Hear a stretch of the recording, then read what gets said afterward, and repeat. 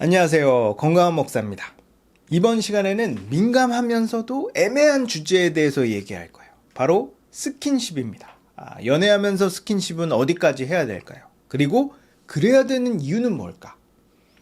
먼저 제가 건강한 연애관 가지기 시리즈를 하면서 계속해서 반복하고 강조했던 건 연애는 결혼을 전제로 해야 한다는 것이었습니다. 왜 그런지에 대해서는 이전 강의를 보면 좋을 것 같고요. 저는 결혼이 전제되지 않는 또는 결혼이 목적이 아닌 연애는 그 끝이 좋기 어렵다고 봅니다. 그래서 연애를 하려면 결혼을 전제로 하고 신중하게 시작해야 한다고 말했어요. 어쨌든 연애를 하게 되면 많은 사람들이 자연스럽게 스킨십을 하게 됩니다. 왜냐하면 스킨십을 한다는 것 자체가 친밀감의 표현이기도 하고 또 스킨십을 통해서 서로 특별한 사이임을 확인하기 때문이에요. 더 나아가 남녀가 서로 좋아하면 몸과 마음이 하나 되고 싶어지는 욕망이 생깁니다. 이런 욕망이 스킨십을 하게 만들어요. 저는 이런 욕망 자체는 죄도 아니고 어떤 면으로는 꼭 필요하다고 생각합니다. 결혼해야죠. 근데 문제는 많은 커플들이 이 욕망을 컨트롤하지 못해서 죄를 짓게 되고 더 나아가 심한 경우 인생을 망치기도 합니다. 그래서 연애할 때 스킨십을 어떻게 해야 할지 생각하고 그 기준을 정하는 건 성적으로 문란한 이 시대에 아주 중요하다고 생각해요. 그럼 과연 스킨십은 어디까지 해야 할까요? 이에 대해서 제 개인적인 의견을 말하도록 하겠습니다. 전에도 얘기했지만 성경은 결혼을 하고 안 하고를 떠나서 결혼 자체를 굉장히 중요하게 여깁니다. 너무 중요해서 10계명에 보면 살인 다음으로 큰 죄가 간음이에요. 여기서 간음은 결혼 제도를 깨뜨리는 죄를 의미합니다. 시간이 없어서 자세하게 설명하지는 않겠지만 성경은 결혼 전에 성관계를 금지해요. 성관계는 오직 배우자와만 할 수 있습니다. 그렇기 때문에 연애를 할 때 절대 하지 말아야 될 게 있다면 성관계라고 말할 수 있어요. 그럼 이미 성관계를 한 커플들은 어떡하죠? 저는 결혼해야 한다고 생각합니다. 순서가 잘못되긴 했지만 그래도 결혼을 하면 자기 행동에 대해서 어느 정도 책임을 졌다고 볼 수 있어요. 근데 만약 결혼하지 않고 또 성관계를 하면 계속해서 자기 몸에 간음죄를 짓게 됩니다. 그럼 관계를 했는데 이미 헤어진 커플들은 어떡하죠? 이런 일이 있으니까 결혼 전에 성관계를 하면 안 된다고 말하는 겁니다. 아무튼 헤어졌다면 하나님께 깊이 회개해야 돼요. 그리고 앞으로 다시는 결혼 전에 성관계를 하지 말아야 됩니다. 지금은 남들 다 하니까 혼전 성관계가 별거 아니라고 생각이 들 수 있겠지만 저는 이게 우리의 신앙과 이후의 결혼 관계에 큰 영향을 줄 거라고 봐요. 헬스하는 사람 중에 근육을 빨리 키우고 싶어서 남성 호르몬을 몸에 주입하고 운동하는 사람들이 있습니다. 그때는 별 생각 없이 했다가 그 부작용으로 무정자증이 생긴 사람이 있어요. 현재의 욕심 때문에 하지 말아야 될 걸 하면 결국 그에 대한 대가를 치르게 됩니다. 이처럼 욕망에 사로잡혀 혼전 성관계를 하면 그 부작용이 뭔지는 구체적으로 알 수 없지만 그로 인한 부작용이 반드시 있을 거예요. 그러나 반대로 순결을 지키면 결혼 후에 반드시 그 유익을 맛보게 될 겁니다. 그러니 아직 결혼하지 않았다면 결혼 전까지 꼭 순결을 지키시길 바라요. 어떤 사람은 그런 성관계만 안 하면 되냐, 유사 성관계는 괜찮냐라고 말하는데 당연히 안 됩니다.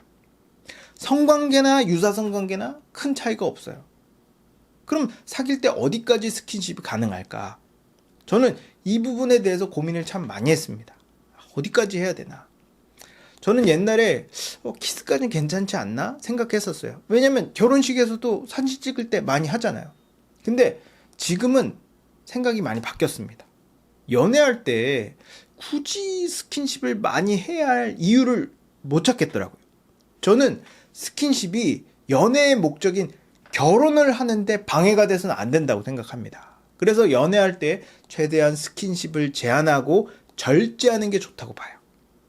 이렇게 스킨십을 절제해야 되는 이유는 첫째로 우리가 결혼을 최대한 소망하고 기대하기 위함입니다. 결혼은 하나님께서 인류에게 베푸시는 정말 큰 선물이에요. 그래서 우리는 결혼을 통해서 엄청나게 많은 것들을 배우고 느끼며 경험할 수 있습니다. 만약 우리가 성경적인 원리에 맞게 결혼을 하게 된다면 우리는 결혼을 통해 누릴 수 있는 유익들을 극대화할 수 있을 거예요.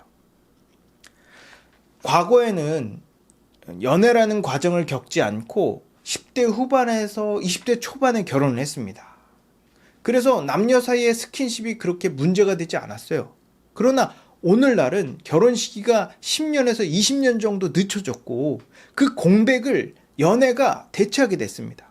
그래도 초기에는 스킨십에 있어서 굉장히 소극적이었어요. 뭐 어차피 결혼할 거고 연애는 결혼을 위한 과정이라고 생각했기 때문에 스킨십에 적극적일 이유가 없었을 겁니다. 그러나 지금은 아니죠. 지금은 결혼과 연애를 별개로 봅니다. 게다가 오직 결혼 관계 안에서만 누려야 되는 것들을 이미 연애할 때 다 해버려요. 그러니 사람들이 그다지 결혼을 소망하거나 기대하지 않습니다. 저는 더욱 결혼을 기대하고 소망하기 위해서 스킨십도 최대한 아껴야 한다고 생각해요. 물론 순결을 지키는 것만으로도 결혼을 많이 기대하고 소망하게 될 겁니다. 그러나 결혼을 더 귀하게 여기고 빨리 결혼하기 위해서라도 의도적으로 스킨십을 제한하고 절제하는 게 필요하다고 생각해요. 둘째로 헤어졌을 때 그 후유증을 최대한 줄이기 위함입니다. 저는 스킨십이 내 몸에 상대방을 각인시키는 행동이라고 봐요. 그래서 내가 싫어하는 사람이 나를 막 만지면 소름이 끼치고 막 수치심을 느끼잖아요.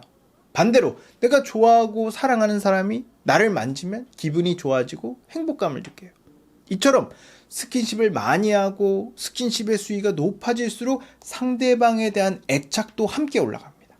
근데 이렇게 상대방에 대한 애착이 높아진 상태에서 어떤 이유로 헤어지게 된다면 어떻게 될까?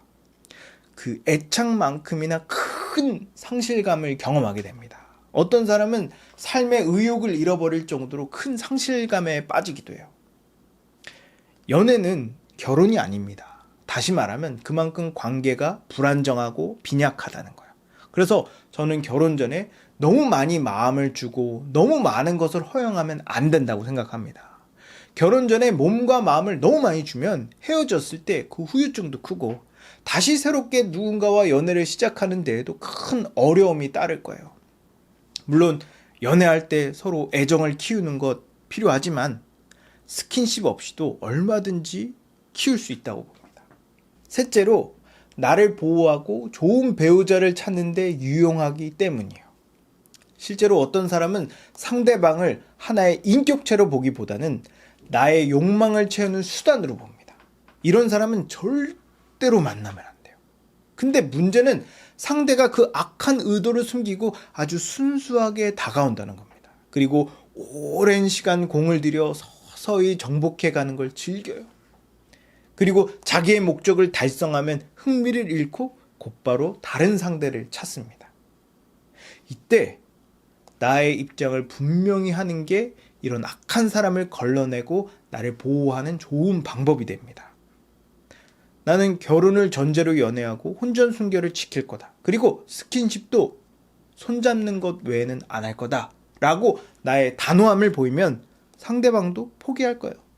반대로 내가 내 입장을 분명히 밝혔음에도 불구하고 상대방이 내 입장을 존중해주고 지지하며 함께 동참한다면 그만큼 그 사람은 인격이 성숙한 사람일 가능성이 높습니다. 그리고 결혼할 때까지 잘 참는다면 그만큼 자제력도 좋고 신실한 사람일 수 있어요.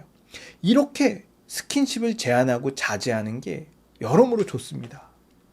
그럼 스킨십은 어디까지 하는 게 좋을까요? 제가 생각하는 적정선은 손잡는 것 또는 이제 팔짱 끼는 정도입니다. 그 이상은 안 하는 게 좋다.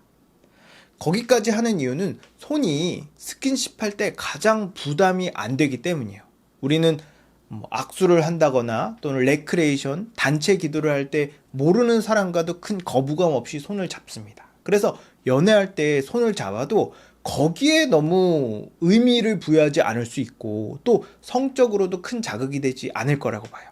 동시에 손을 잡는다는 건 서로 친밀한 사이임을 드러내는 증표가 됩니다.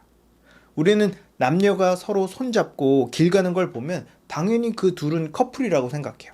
이처럼 손을 잡는 건 서로 특별한 사이임을 확인하고 남들에게도 알리는 역할을 합니다. 팔짱도 비슷하죠. 그래서 스킨십에 큰 의미를 부여하지 않으면서 서로의 관계를 확인할 수 있는 정도만 스킨십을 하는 게 좋다고 봅니다. 아니, 해외에서는 인사할 때 포옹도 하고 막 볼에 뽀뽀도 하던데 그런 건 안 됩니까? 우리나라에서는 그렇게 잘 안 하죠. 아무튼 그건 당사자들끼리 정하면 된다고 생각해요. 중요한 건 스킨십을 자제해야 되는 이유를 알고 그 스킨십의 수위를 분명하게 정해서 엄격하게 지키는 겁니다. 혼전 순결을 반드시 지켜야 한다고 생각하는 사람은 실제로 순결을 지키는 경우가 꽤 많습니다. 하지만 그런 이유도 모르고 기준도 없고 단호하지도 않은 사람은 순결도 못 지키고 오히려 상대방에게 끌려가는 경우도 많아요. 그러니 연애를 시작할 때 미리 서로 스킨십의 범위를 정하고 결혼할 때까지 그 약속을 지키는 것이 나를 성적인 유혹으로부터 보호하고 건전한 이성 교제를 위해 꼭 필요합니다. 이처럼 스킨십에 대해서 알아봤는데요. 아마 대부분의 사람들이 너무 엄격한 거 아니냐라고 생각할지 모르겠습니다. 맞아요. 엄격합니다. 요즘처럼 아무렇지도 않게 성관계를 하는 시대에 손만 잡으라니. 무슨 쌍팔년도도 아니고 너무하다라고 느낄 수 있어요. 근데 다시 말하지만 연애는 결혼을 위한 통로가 돼야지 결혼을 대체하는 대용품이 되면 안 됩니다. 연애의 역할은 결혼을 더욱 소망하고 기대하게 만드는 거지 결혼을 기피하게 만들면 안 돼요. 하나님은 성적인 유익을 오직 결혼관계 안에서만 누리게 하셨습니다. 근데 오늘날의 연애는 결혼관계에서 누릴 수 있는 많은 것을 다 가져가 버렸어요. 그럼 그만큼 결혼으로 누릴 수 있는 유익은 줄어들 겁니다. 저는 다시 원상태로 돌려놔야 한다고 생각해요. 세상 방식대로 끌려가는 건 하나님의 뜻이 아닙니다. 세상 사람들이 어떻게 연애를 하든 우리 그리스도인은 연애를 하더라도 하나님의 영광을 위해 해야 돼요.